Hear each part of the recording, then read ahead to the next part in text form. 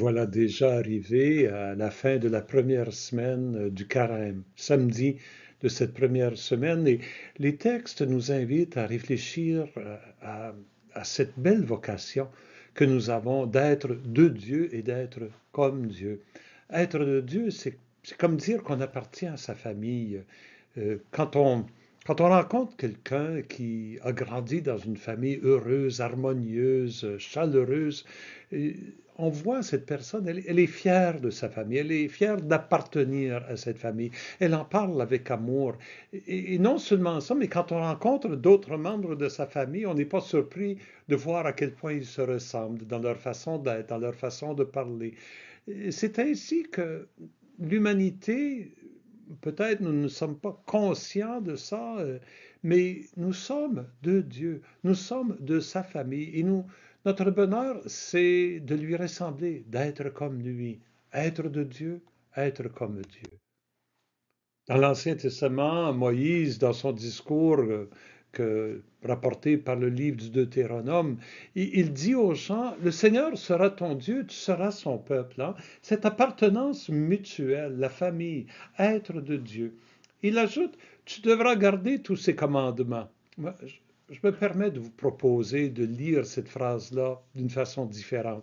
Parce que quand on lit, tu devras garder tous ces commandements, mon Dieu, Dieu a de l'air justement d'un dictateur sévère.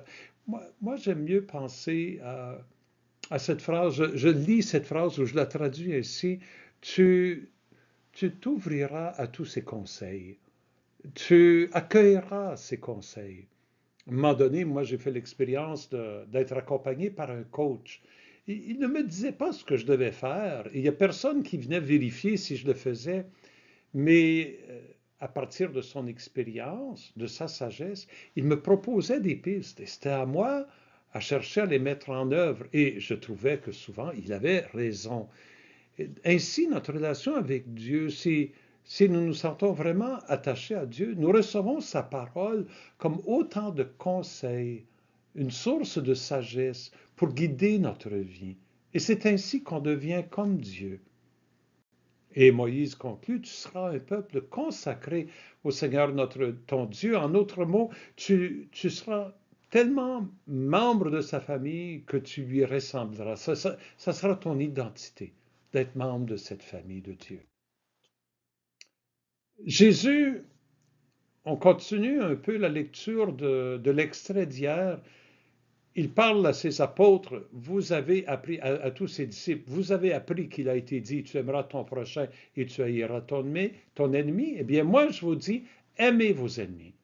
Priez pour ceux qui vous persécutent afin d'être vraiment les fils de votre Père qui est aux cieux.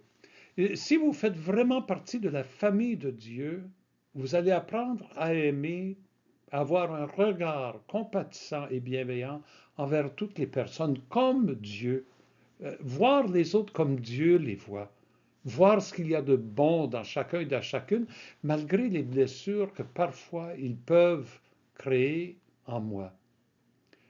Jésus continue avec cette phrase vraiment étonnante.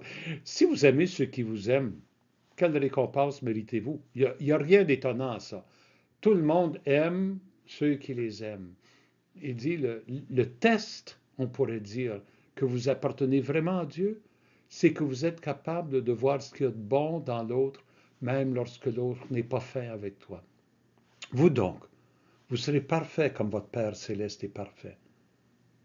Être de Dieu, être comme Dieu. Voilà l'idéal qui nous est promis à la fin de cette première semaine du Carême. Le psaume 118, on l'appelle le psaume de la loi. J'aime mieux l'appeler, je l'appelle plutôt le psaume de la volonté de Dieu ou le psaume de la sagesse de Dieu. Chaque verset, il y a une petite prière. Aide-moi à vivre selon ta volonté, Seigneur. La phrase d'aujourd'hui, puissent mes voix s'affermir à observer tes commandements, comme je l'ai dit tout à l'heure. Changeons la phrase, puissent mes voix s'affermir à accueillir tes conseils. Mon chemin va être plus sûr si je vis suivant les conseils que Dieu me donne en son Fils Jésus. Puissent mes voix s'affermir à accueillir tes conseils à observer tes commandements. Prions cette phrase pour un moment.